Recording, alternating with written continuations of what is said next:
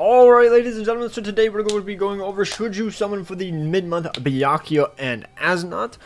The banner will be dropping the 16th, so basically like maybe 8 hours time by the time I end up uploading this, approximately, and it'll be here until the 30th. So if you are still on the fence, you don't really know, they look cool but you're not sure if they're worth summoning for you because maybe end of month is better, you should have time to where they should reveal the end of month characters and you'll be fine. So if as long as that's out of the way, let's hop right on down to the banner and then we'll go over their kits and I'll let you know if you should summon. I'll let you know right now. I am going 3 steps. I don't really, me personally, I love the characters, but I'm not as hyped for their kits. I maybe will go 10 steps on my alt, maybe, but I'm going 3 on both of them. And we'll see what it gives, what we get, because obviously if you go down to the actual banner format, you can see like the filler, it could have been better. And then if you go down to here, as you can see, you get 1 featured 5-star guaranteed at the 3rd step, and that's all I'm realistically going to go for me personally. Now as for you, obviously it's 100% subjective.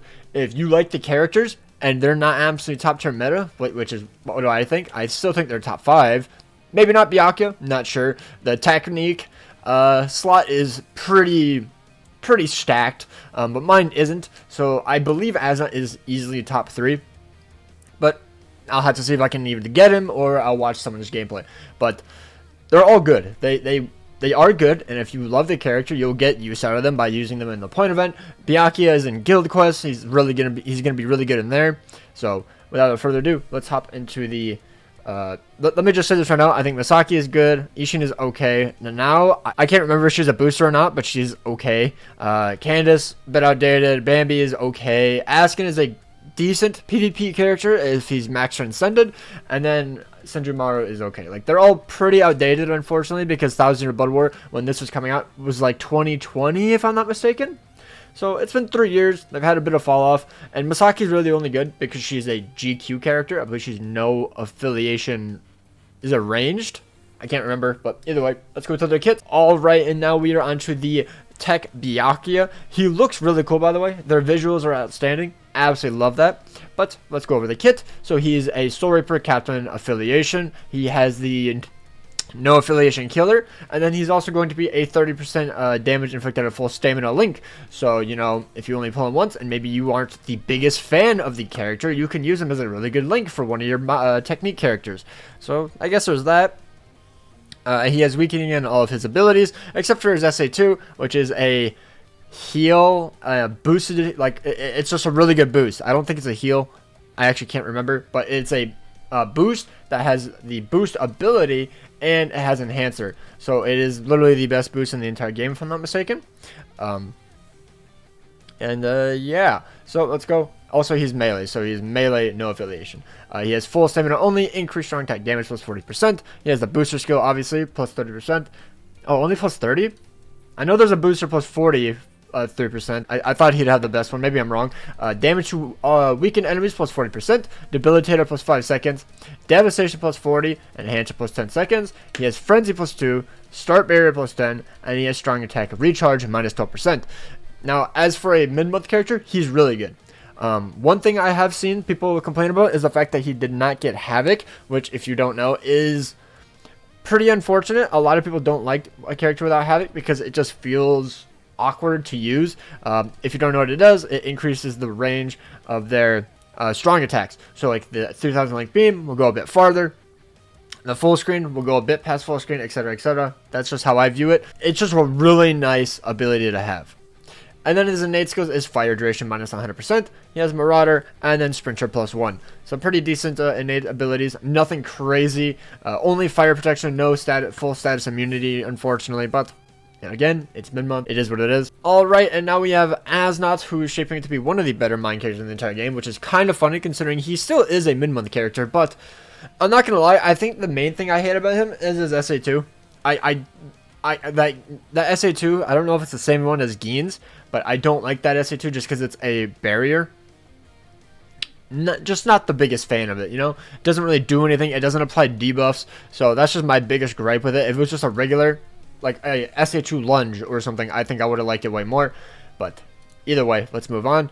He is a Quincy Terminator affiliation. He's a mind character. He is a no affiliation killer. And then he has the strong attack recharge time minus 14%. So we got 2 really good links out of these mid-month characters. So that's really good. So if you pull one and you're not a fan of it, at least you can use them as a really good link. He has slow and weakening on all of his attacks besides his SA2, obviously, because it's the shield. So interesting to see how good the slow is. I haven't used a slow character in quite a while. The only one I remember, I believe, is the Power Halibel.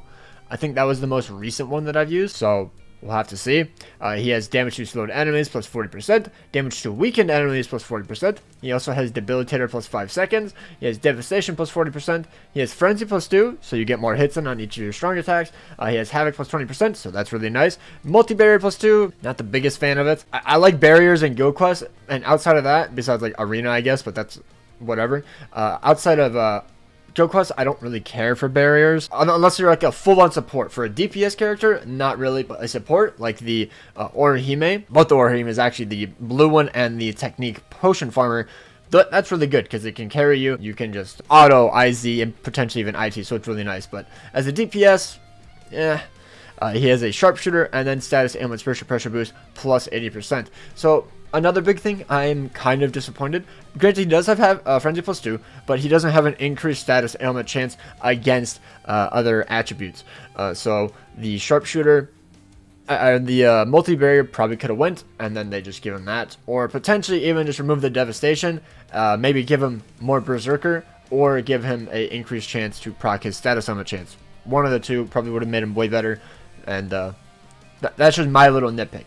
Other than that, he's still really good. And then also for his innate skills, we do have full stamina only. He has reduced strong attack cooldown minus 6%. He has freeze duration minus 100% and sprinter plus 1. So yet again, I'm fairly certain the no affiliation range has freeze in it, so you can use him in there. I don't know if he'd be better as a main. No affiliation range. Let me just bring up the options real quick of who we could even possibly use in a GQ with no affiliation range. I don't know if he'd be better, but you have 8th Anniversary Ichigo for really good crowd control. So if your nag characters on the side are way better built, you could do that. And then you also have Macy, which obviously is a bit more limited. She's the Parasol Banner rerun or character, so you know it's a bit niche because you know Burn the Witch. But if you have her, I think she would probably be better if I had to guess. But we'll have to see. We'll have to see. Maybe Asnot is just better. But they look fairly similar, to be honest, except her SA2 can act, but she has a Vortex on her SA2, so I think that's what really pushes her over the edge.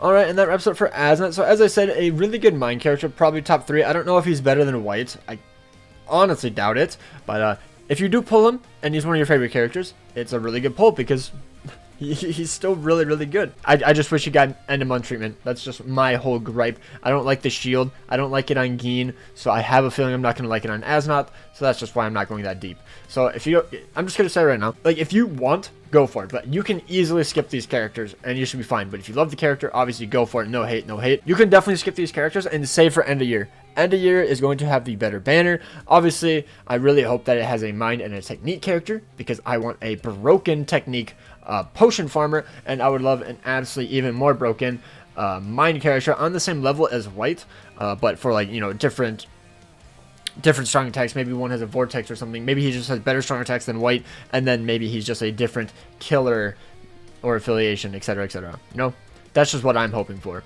But either way, let's go into the filler now and quickly blitz through these characters. So we have Masaki. She's a fairly outdated character, but NAD characters haven't really evolved that much. Literally the only like outstanding one is is the Part 2 Agony Technique Aizen. Other than that, nothing insane.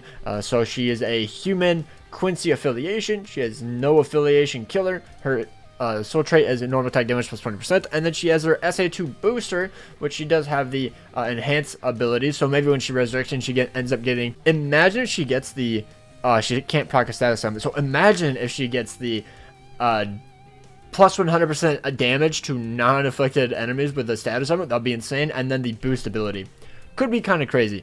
Either way, she has Berserker plus 50%, Bruiser plus 60%, Enhancer plus 10 seconds, Flurry plus 1, Guard Break, hit hidden enemy chance plus 100%. Kind of wish they just take that out and just mainly use her as a GQ character, but fair enough. I probably didn't think about GQ at the time.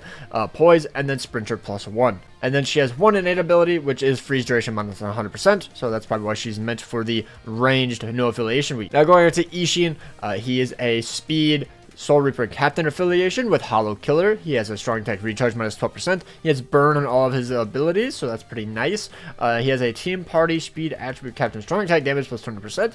I didn't know they had it back then. That's pretty nice. Berserker plus 20%. He has a Bruiser plus 20%. Debilitator plus 2. Devastation plus 40. Frenzy plus 1. Havoc plus 20. And Spectre plus 1. So, kind of lacking a lot of DPS, to be honest, is what I see from this Ishin. Only a 20% Berserker value is pretty low. Granted, he does have the team party speed attribute Captain damage increase, but still doesn't sound all that great, unfortunately. And then he has the innate skills of 100% chance to hit dodging hollows and poison duration minus 100%. So is he made for like scroll quests or something? That's what it sounds like. But either way, he's not awful. He's just a bit outdated, unfortunately. And now she is a Heart Soul Reaper affiliation with the Espada Killer. She has strong attack recharge minus 12%, and she has paralysis on all of her abilities except for her SA2, which is a shield boost, it looks like. And then she has, yet again, just really low values. So she has a Berserker plus 20, Bruiser plus 20, a Debilitator of 5 seconds, Devastation plus 40, Answer plus 10 seconds, only a Frenzy plus 1, Havoc plus 20, and Sprinter plus 1. And she also has no innate skills. So once she gets Resurrect, maybe she'll be pretty good. She's just a booster, to be honest. That's all she really is for the Espada ranged week. Other than that, nothing too crazy. And then we have Candace, and outside of her art, nothing phenomenal, to be honest. I did hear that when she first dropped, she was one of the best characters in the entire game, so that's pretty cool. She did have some moments to shine, but hopefully we get a new one and makes her one of the best characters in the entire game. Potentially for green. I think that would be really good with her art, you know? So she is a Mind Quincy Starter affiliation. She has a Ronkar Killer, strong attack recharge minus 12%, and then she has paralysis on all of her skills. Obviously, she has a yet again low Berserker value, Bruiser plus 20, and the Berserker is 20, Debilitator plus 5 seconds, Devastation of 40 seconds, Frenzy plus 1, Havoc plus 20, Sprinter plus 2, and she has weakened defense. Okay, and that is about it for Candace. So unfortunately, yet again, just outdated. That's why the filler isn't enticing, you know. Now obviously, once we get more 1000 Blood War characters, they should be added in filler, like the later characters, you know, like round 15, the 10-year later Ichigo and Rukia. They were just recently added in the banner as filler earlier, so that's pretty nice. Eventually maybe we'll get 1000 Blood War round 16, you know, the Yama as well. So who knows, the Yama, Aizen, and Yuha, that'll be insane to see as filler one day. And now we're on Bambi. Bro, she looks so good. I love this art. Either way, she's a speed character with Quincy and Sternritter affiliation. She has Soul Reaper Killer, strong attack recharge minus 12%, and then she has burn on all of her abilities, all of her strong attacks. She has Berserker plus 20%, Bruiser plus 20%, damage to burning plus 20%, Debilitator plus 2. I don't think I've ever seen a Debilitator of 2 before. Devastation plus 40, Frenzy plus 1, Havoc plus 20%, and Sprinter plus 1.